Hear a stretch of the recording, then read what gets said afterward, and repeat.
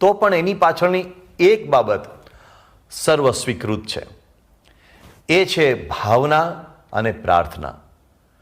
ક્યારેક આપણને શંકા જાગે કે રક્ષાબંધનનું પર્વ જ્યારે થાય છે ત્યારે એક સૂતરનો ત્રાગડો કે કદાચ એક મોંઘા માહિલી કોઈ કલાત્મક રાખડી બાંધવામાં આવે છે, પણ એવી નાની એવી રાખડી કે નાના એવા સૂતરના ત્રાગડામાં એવી કઈ તાકાત છે કે જેના આધારે આપણે રક્ષાની અપેક્ષા કરીએ છીએ?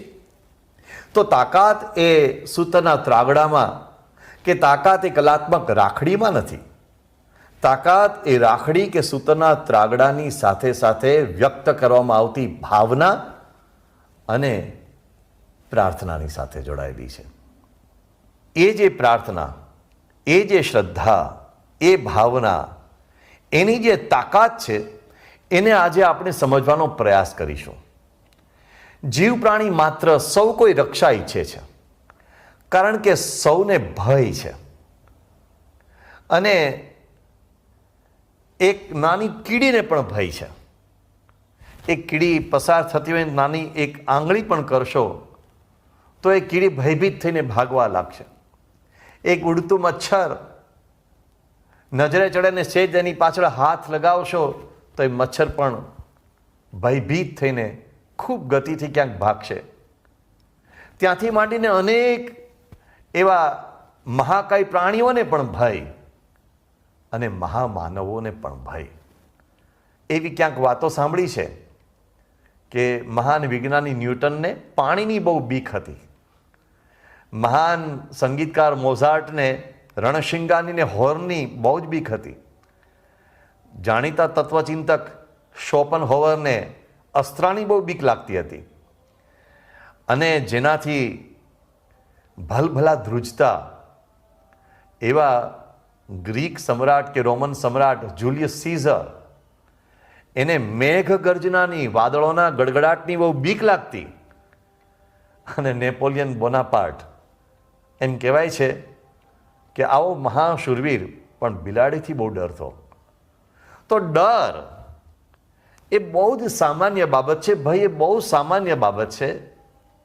રાવણને પણ ભય હતો, હિરણ્યાકશિપુને પણ ભય હતો. એ તો કેવા શક્તિશાળી મહામાનવો હતા. પણ ભય હર કોઈને પજાવે છે. એટલે નિષ્કુળાનંદ સ્વામી એક અદ્ભુત પંક્તિ લખી છે કે કોઈરે ઉગારે મુને કાળથી તેને સોંપું આશીષજી. સૌ કોઈને ડર છે, ભય છે. મહાત્મા ગાંધીજી એટલે કહેતા કે માનવ જાતનો ભૂંડામાં ભૂંડો કોઈ શત્રુ હોય તો તે ભય છે, ડર છે. અને હા, હવે તો વિજ્ઞાને પણ પુરવાર કર્યું છે કે આ ભય, ડર, ચિંતા, વ્યગ્રતા, આકુળતા, વ્યાકુળતા, આ બધું જ એ અનેક રોગોને નિમંત્રણ આપે છે. અને મૃત્યુ ન આવતું હોય તો પણ આવી જાય, એ પુરવાર થઈ ચૂક્યું છે. આ ભયને દૂર કરવા માટે સૌ કોઈ રક્ષા ઈચ્છે છે. કેટલા બધા પ્રકારના ભય આપણા પ્રાચીન મહાપુરુષોએ વર્ણવ્યા છે.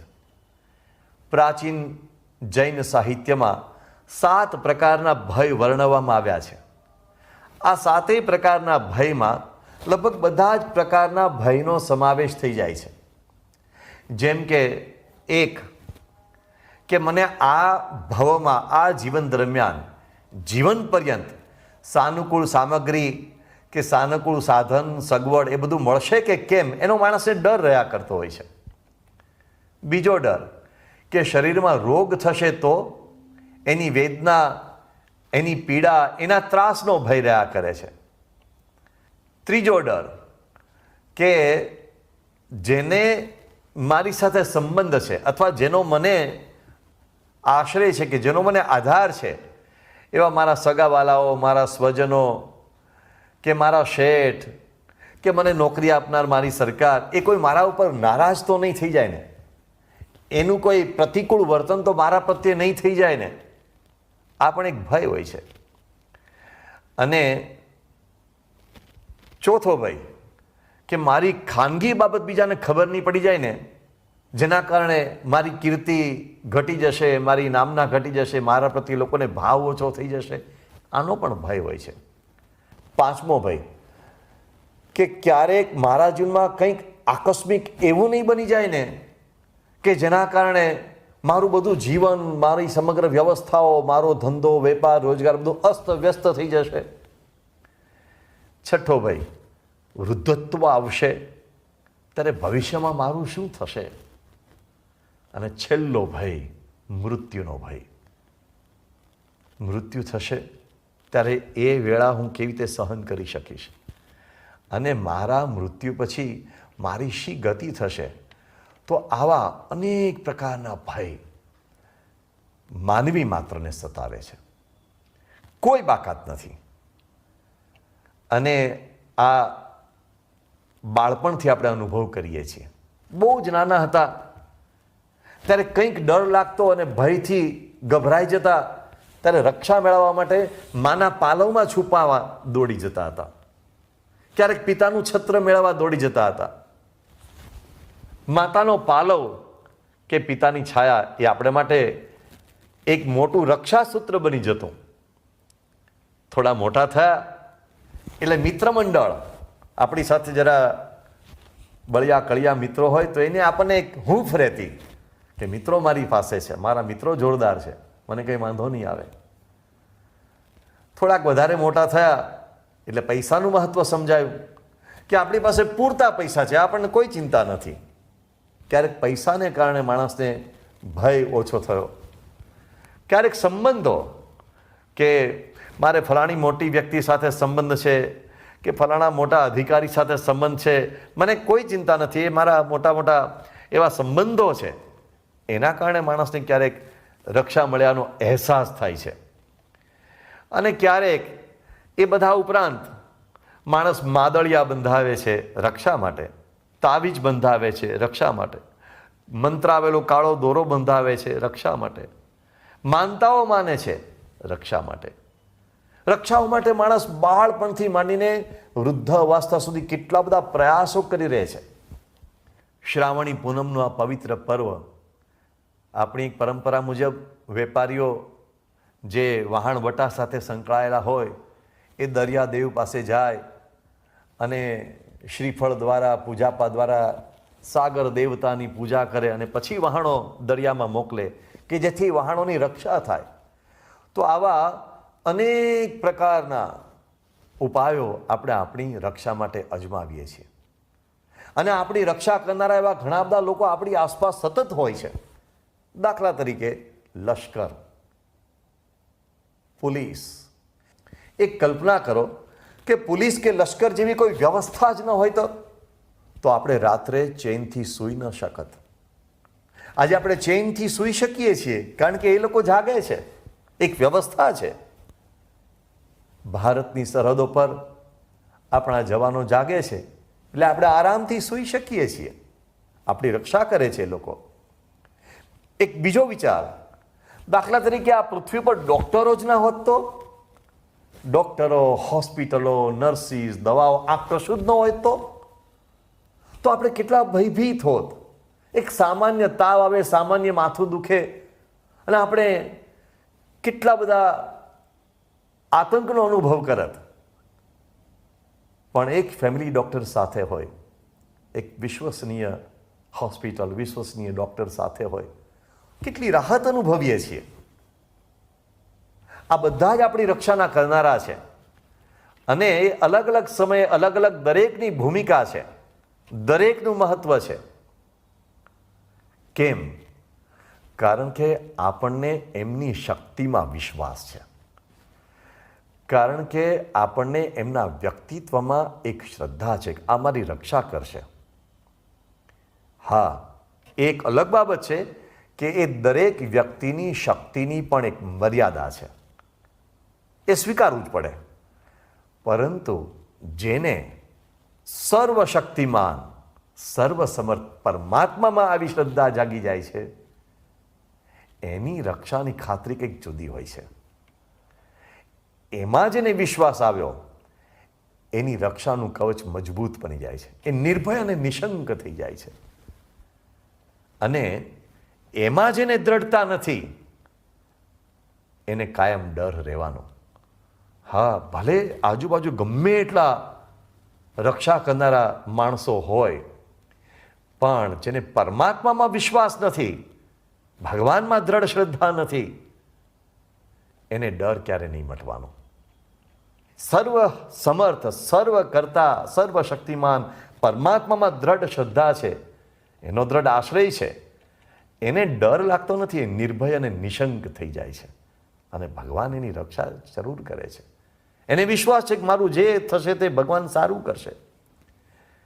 આ સર્વસમર્થ પરમાત્મા અથવા તો એ સર્વસમર્થ પરમાત્માના અખંડ ધારક એવા ગુણાતીત સંત, એનું જ્યારે આપણે શરણું ગ્રહણ કરીએ છીએ ત્યારે અંદરથી એક જુદી શક્તિ ઉત્પન્ન થાય છે. અને એ નથી હોતું ત્યારે કાયરતા, નિર્બળતા સહેજે આવી જાય છે. હિરણ્યકશિપુનું ઉદાહરણ પુરાણ કાળથી પ્રસિદ્ધ છે. કેવો મહાબળવાન હિરણ્યકશિપુ, પણ એને એના 5 વર્ષના દીકરા પ્રહલાદનો ડર લાગતો હતો. આવો એ હિરણ્યકશિપુ, જે હું અહીંયા નહીં મરું ત્યાં ન મરું એવું વરદાન ધરાવનારો હિરણ્યકશિપુ, એ 5 વર્ષના બાળકથી ડરતો હતો. અને પેલો 5 વર્ષનો બાળક પ્રહલાદ, એને એના પિતાએ કેટલા ભયંકર એના ઉપર અત્યાચારો કર્યા, એને મારી નાખવાના કેટલા પ્રયાસો કર્યા, પણ એને લેશ માત્ર ડર નહોતો. કારણ શું? ક્યાં હિરણ્યકશિપુની શક્તિ અને ક્યાંય 5 વર્ષના માસૂમ ફૂલ જેવા બાળકની શક્તિ? પણ એનું કારણ એ, હિરણ્યકશિપુને પરમાત્માનો આશ્રય નહોતો કે પરમાત્માનો વિશ્વાસ નહોતો. 5 જ વર્ષના બાળક પ્રહલાદને પરમાત્માનો આશ્રય હતો, પરમાત્માનો દ્રઢ વિશ્વાસ હતો, દ્રઢ શ્રદ્ધા હતી, એની સર્વ પ્રકારે રક્ષા થઈ. આપણા પ્રાચીન ગ્રંથો, શાસ્ત્રો આવા અનેક ઉદાહરણો ટાંકે છે. ગજેન્દ્ર મોક્ષનું ઉદાહરણ પ્રસિદ્ધ છે. દ્રૌપદીની લાજ રખાઈ, કૃષ્ણ પરમાત્માએ દ્રૌપદીની લાજ રાખીને રક્ષા કરી, અદ્ભુત ઉદાહરણ છે. 11 અક્ષોહિણી કૌરવોની સેના સામે માત્ર 7 અક્ષોહિણી સેના ધરાવતા પાંડવો, એની રક્ષા થઈ ભગવાન શ્રી કૃષ્ણના આશ્રયથી. નરસિંહ મહેતાનું ઉદાહરણ પ્રસિદ્ધ છે. નરસિંહ મહેતાની ભક્તિ વિરુદ્ધ કેટલાક લોકોએ જૂનાગઢના તે સમયના શાસક રા માંડલિકને ફરિયાદ કરી, અને રા માંડલિકે નરસિંહ મહેતાને પડકાર ફેંક્યો કે જો તારી શ્રદ્ધા સાચી હોય, તારી ભક્તિ સાચી હોય, તો ભગવાન દામોદર તારી રક્ષા કરીને બતાવે. તને 1 રાતની મુદત આપું છું. ભગવાન દામોદરના કંઠમાં મેં મોકલેલો જે હાર છે, એ ભગવાન દામોદર સાક્ષાત તારા ગળામાં પહેરાવે અને સૂર્યોદય સુધીમાં તારા ગળામાં એ હાર આવી જાય તો હું માનું તારી ભક્તિ સાચી છે.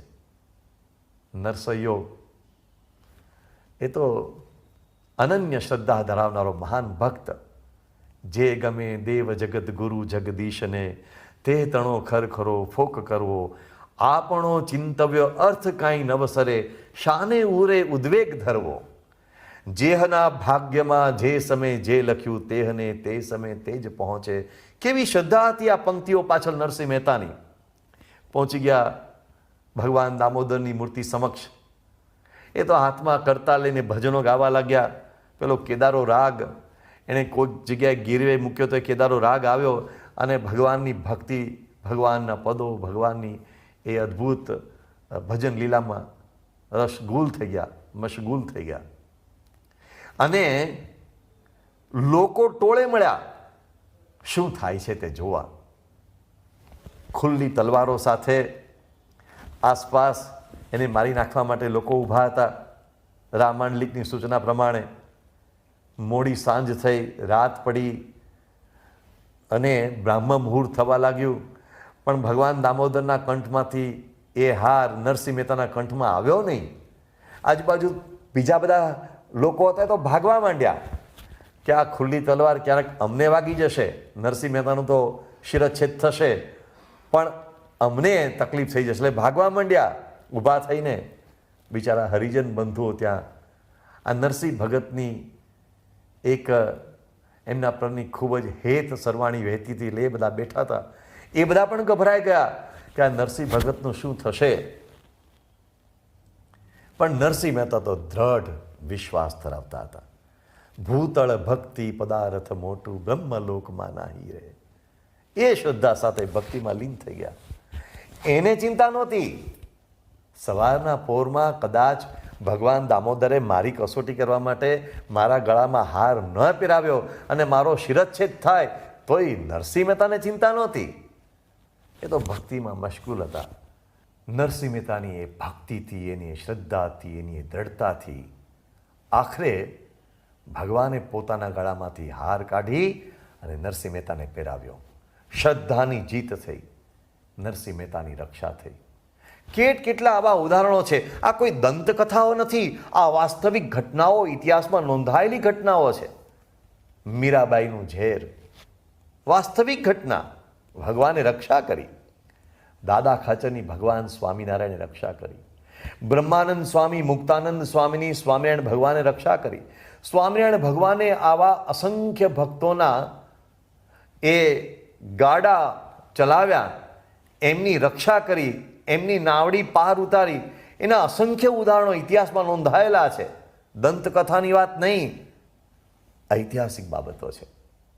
સ્વામિનારાયણ ભગવાને જેતલપુરના 5મા વચનામૃતમાં જે શબ્દો ઉચ્ચાર્યા છે એ અદ્ભુત ઉચ્ચાર્યા છે. સ્વામિનારાયણ ભગવાને કહ્યું છે કે અમારો દ્રઢ વિશ્વાસ રાખશો ને અમે કહીએ તેમ કરશો તો તમને મહાકષ્ટ કોઈક આવી પડશે.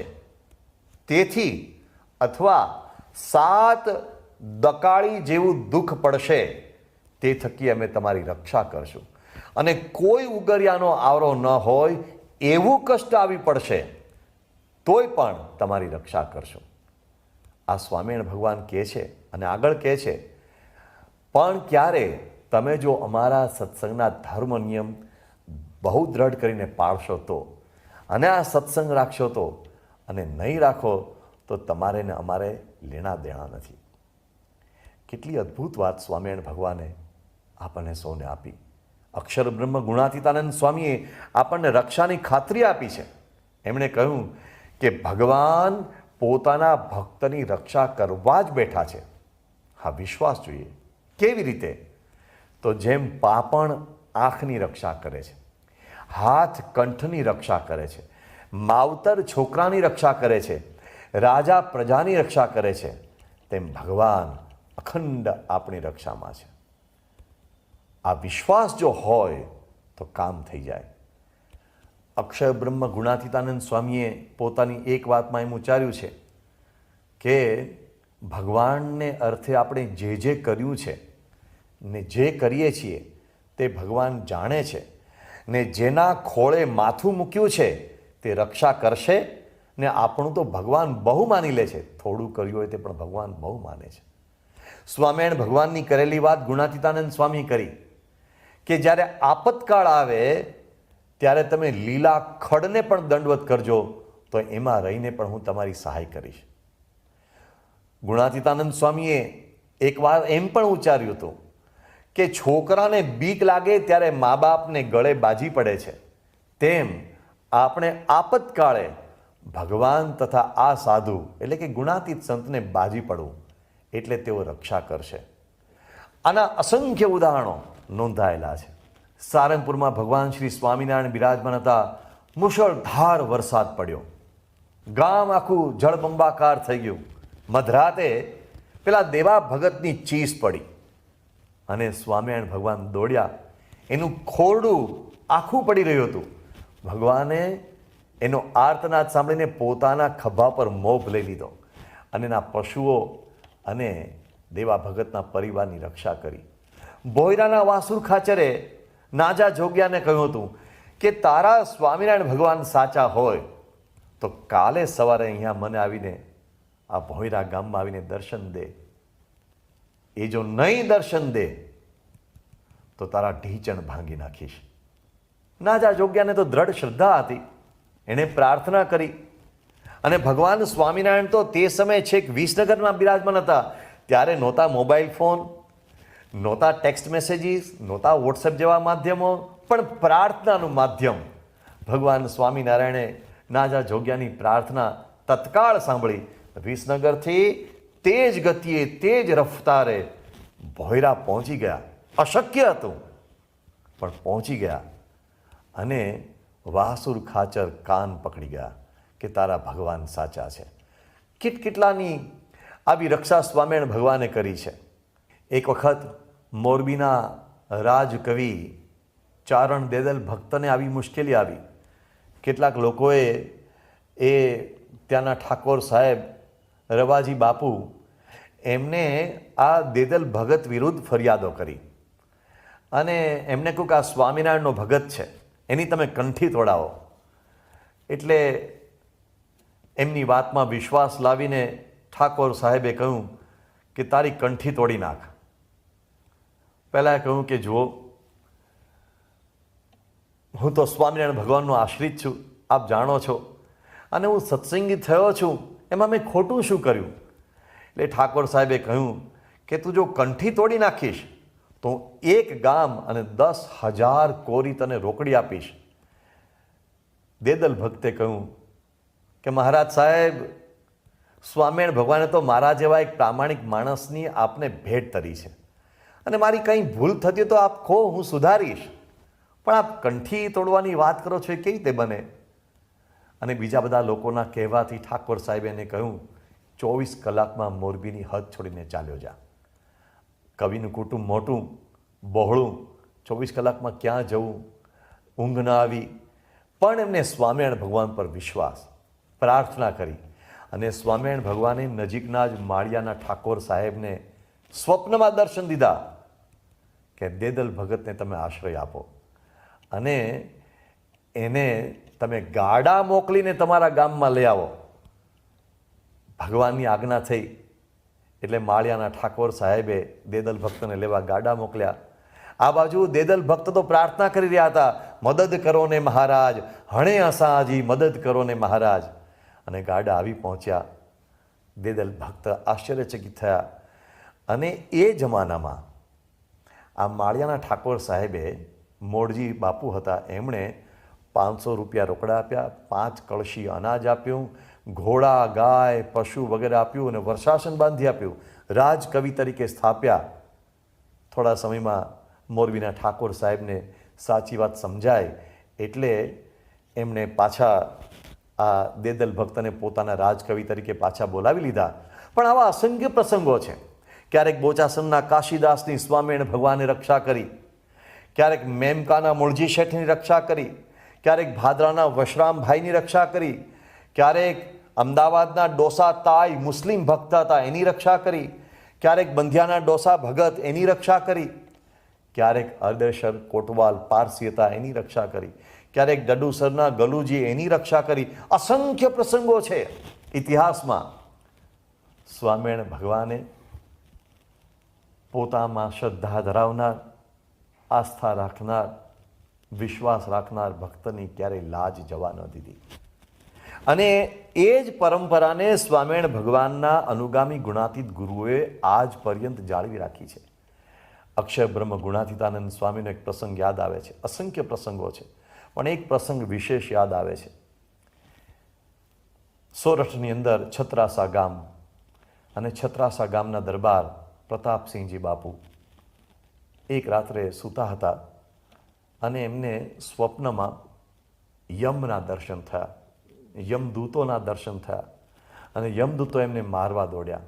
એટલે એ યમદૂતોથી બચવા માટે પ્રતાપસિંહ બાપુ દોડ્યા, ભાગ્યા, અને ભાગતા ને ભાગતા પાછળ યમદૂતો દોડે, બાપુ આગળ દોડે, એમ કરતાં કરતાં જુનાગઢ શહેરમાં પ્રવેશી ગયા.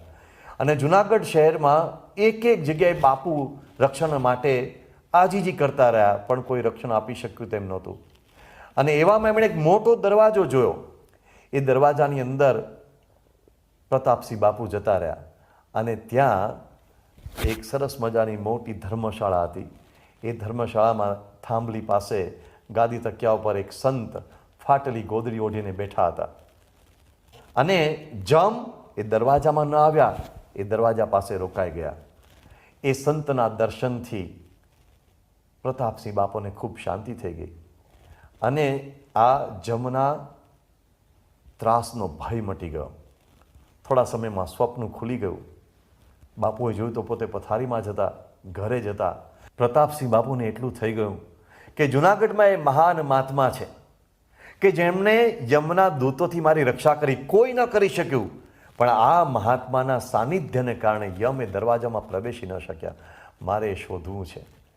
જૂનાગઢમાં મેળો હતો અને પ્રતાપસિંહ બાપુ જૂનાગઢ પાછા આવ્યા અને ઠેર ઠેર ગલીએ ગલીએ શોધતા શોધતા શોધતા અચાનક જ નાગરવાડામાં આવ્યા અને એણે ભવ્ય દરવાજો જોયો. આ જ દરવાજો મને સ્વપ્નમાં દેખાયો હતો. દરવાજામાં અંદર પ્રવેશ્યા. સ્વપ્નમાં દીઠી હતી એવી જ ધર્મશાળા જોઈ, એવી જ થાંભલી જોઈ અને એવી જ થાંભલીને અડીને બેઠેલા, ગોદડી ઓઢીને બેઠેલા ગુણાતીતાનંદ સ્વામીને જોયા. અને સ્વામીએ હસતા હસતા કહ્યું, આવો દરબાર, હવે જમ તમને નહીં અડે. અરે આમને ક્યાંથી ખબર પડી? પ્રતાપસિંહને લાગ્યું પેલું સ્વપ્ન નહોતું, એ સત્ય ઘટના હતી. આ ગુણાતીતાનંદ સ્વામીએ મારી યમ થકી રક્ષા કરી. અને પછી ગુણાતીતાનંદ સ્વામીએ એમને કહ્યું, દરબાર, વર્તમાન ધરાવીને સત્સંગી થાઓ અને ભગવાનનો આશ્રય કરો તો કાળ, કર્મ અને માયા અને જમના ત્રાસથી તમારી કાયમ માટે રક્ષા થશે. અને પછી તો એ પ્રતાપસિંહ દરબાર ખરેખરા સત્સંગી થયા. યોગીજી મહારાજ ગુણાતીતાનંદ સ્વામીનો એક પ્રસંગ બહુ લડાવીને કહેતા. એક વખત જૂનાગઢના નવાબના નિમંત્રણથી ગુણાતીતાનંદ સ્વામી નવાબને ત્યાં પધરામણીએ પધારેલા અને બગીચામાંથી ગુણાતીતાનંદ સ્વામી પસાર થતા હતા. સાથે 50 સાધુઓ હતા. એવામાં એક વૃક્ષ ઉપર એક મોર ગળાના 3 કટકા કરીને ગેહૂકતો હતો. ટેહૂક ટેહૂક, એટલું મધુર એ ટેહૂકતો હતો કે સ્વામી ત્યાં સ્થિર થઈ ગયા. અને ગુણાતીતાનંદ સ્વામીએ એ મોર તરફ નજર કરી અને મોર તરફ સ્વામીની દ્રષ્ટિ સ્થિર થઈ ગઈ. સ્વામી ઘણા લાંબા સમય સુધી તેની તરફ જોતા રહ્યા. મોર ટેહૂકતો રહ્યો અને પછી સ્વામી મધુર સ્મિત કરતા ત્યાંથી આગળ ચાલ્યા. સ્વામી નીકળ્યા અને તે જ વખતે એક પારધી, એક શિકારી ત્યાં આવ્યો, શબ્દવેધી શિકારી. અને એણે એ મોર જોયો. એ મોર ઉપર પોતાનું નિશાન સાધ્યું. એની પાસે બંદૂક હતી અને બંદૂકથી ભડાકો કર્યો, પણ મોરને કાંઈ થયું નહીં. મોર ઉડીને ભાગ્યો પણ નહીં. મોરને કાંઈ થયું નહીં. એણે 2-4 ભડાકા કર્યા પણ મોરને વાગ્યું નહીં. ત્યારે ત્યાં બગીચાનો માળી હતો. એ બગીચાનો માળી ગુણાતીતાનંદ સ્વામીનો મહિમા જાણતો હતો. એટલે માળીએ આ પારધીને કહ્યું કે તારો માર્યો આ મોર નહીં મરે. તું 100 ભડાકા કરીશ તો પણ મોર નહીં મરે. પારધીએ પૂછ્યું કેમ? ત્યારે એ માળીએ કહ્યું, આ મોર ઉપર ગુણાતીતની દૃષ્ટિ પડી ગઈ છે અને હા, જેના ઉપર ગુણાતીતની દૃષ્ટિ પડે ને કોઈ મારી ન શકે, એની રક્ષા થાય છે. આવા ગુણાતીત સંત નિરંતર પોતાના આશ્રિતે આવેલા ભક્તોની રક્ષા કરે છે. બ્રહ્મ સ્વરૂપ શાસ્ત્રીજી મહારાજ, બ્રહ્મ સ્વરૂપ યોગીજી મહારાજ, બ્રહ્મ સ્વરૂપ પ્રમુખ સ્વામી મહારાજ અને વર્તમાન સમયે પ્રગટ બ્રહ્મ સ્વરૂપ મહંત સ્વામી મહારાજ, એમના સંબંધમાં આવેલા અનેક લોકોના અનેક અનુભવો છે. હું થોડાક અનુભવો અહીંયા પ્રસ્તુત કરીશ. હોલેન્ડના વતની હન કોપ સત્સંગી નહોતા. એક ડચ યુરોપિયન વ્યક્તિ. એને આફ્રિકાની યાત્રા દરમિયાન પ્રમુખ સ્વામી મહારાજનું નામ સાંભળવા મળ્યું અને અહીંયા ભારત આવ્યા અને ભારતમાં ગોંડલમાં પ્રમુખ સ્વામી મહારાજના દર્શન થયા. પ્રમુખ સ્વામી મહારાજના પ્રથમ દર્શનથી જ એમનામાં આકર્ષાયા. પ્રમુખ સ્વામી મહારાજની આંખોમાં એને કોઈ દિવ્યતા લાગી. એમણે કંઠી ધારણ કરી, સત્સંગી બન્યા. ત્યાર પછી તેઓ પાછા હોલેન્ડ જવા વિદાય લઈ રહ્યા હતા.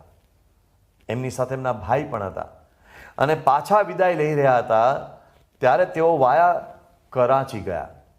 કરાચી જ્યારે તેઓ ગયા ત્યારે કરાચીમાં એક દરિયા કિનારે હોટલમાં તેઓ ઉતર્યા હતા અને સામે દરિયો એટલે સ્નાન કરવાની ઈચ્છા થઈ.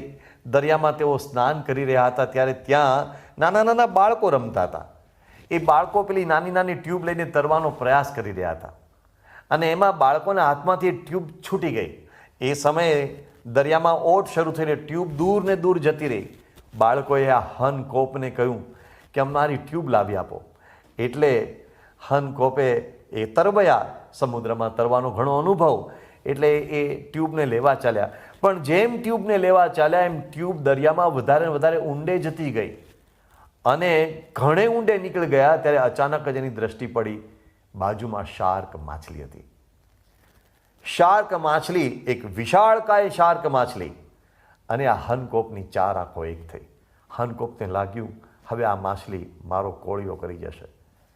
એણે એના કાકા પાસેથી સાંભળ્યું હતું કે શાર્ક માછલી નજીક આવે તો એને દૂર ધકેલવા માટે પાણી થપથપાવો. એણે પાણી થપથપાવવાનો પ્રયાસ કર્યો પણ માછલી વધારે નજીક આવવા લાગી. એટલે હનકોપને લાગ્યું હવે બચવાનો કોઈ ઈલાજ નથી. એ સમયે એને પ્રમુખ સ્વામી મહારાજ યાદ આવ્યા. પ્રમુખ સ્વામી મહારાજની આંખો યાદ આવી. મનોમન પ્રાર્થના કરી, સ્વામિનારાયણ સ્વામિનારાયણ રટવાનું ચાલુ કર્યું અને કિનારા તરફ તરવા લાગ્યા, ભાગવા લાગ્યા. જેટલી શક્તિ હતી એમને માત્ર એક જ દેખાતું હતું, પ્રમુખ સ્વામી મહારાજનું મુખારવિંદ, એમની આંખો અને સ્વામિનારાયણ મહામંત્રનું રટણ. હનકોપ આ પ્રસંગ ઘણી વખત જાહેરમાં વર્ણવે છે અને એવી ગતિથી તેઓ ભાગ્યા અને માછલી પણ ખૂબ ગતિથી પાછી